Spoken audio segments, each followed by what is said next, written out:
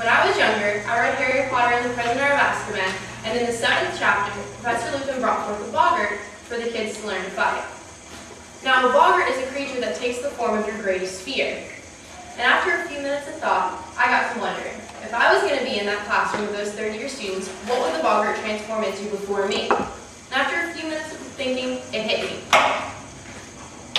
A frog. The boggart would turn into a giant green frog.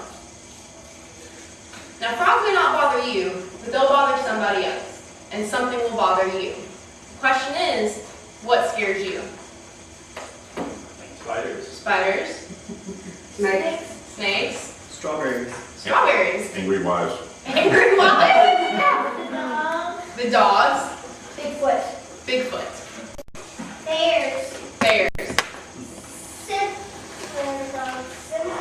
Cemeteries. Okay. Anything that's dead. Anything that's dead. Okay. So everybody's going to have a fear. The question is, what causes your phobia, and is it going to hinder your life? While everyone has a phobia, not everyone knows what causes them to have such a fear.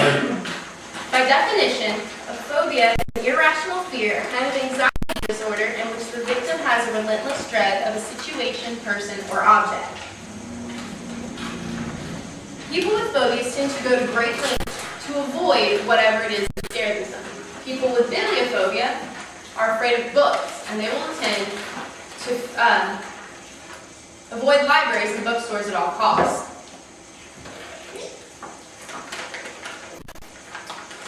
People with cometrophobia have a fear of cemeteries, and they tend to avoid the resting places of the dead like the plague.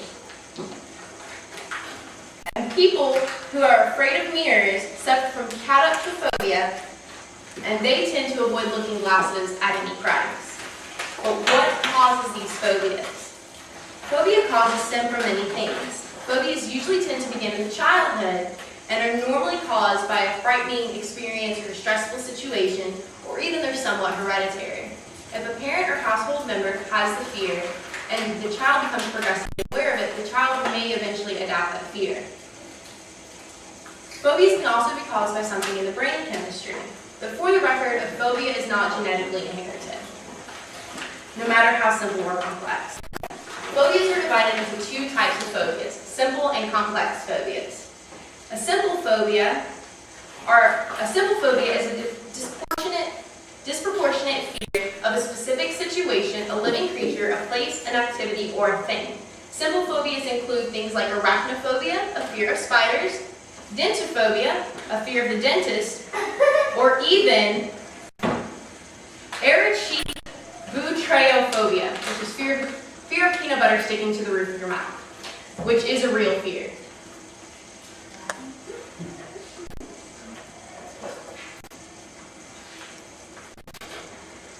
A complex phobia or a social phobia is something like agoraphobia.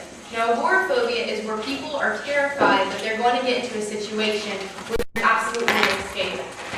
In most severe cases, victims of agoraphobia find it unbearable to even leave their own house.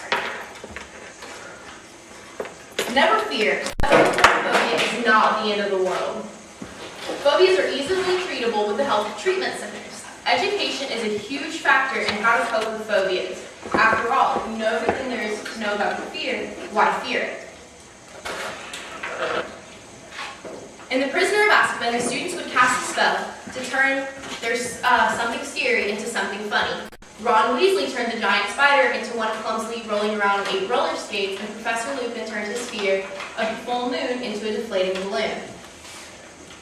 All that is needed for a phobia is a little bit of knowledge and maybe some laughter. Phobias will always exist in our lives, but it does not mean that we have to let them control us. Whatever you may fear might be scary now, but with some knowledge and some laughter, they're easily overcome.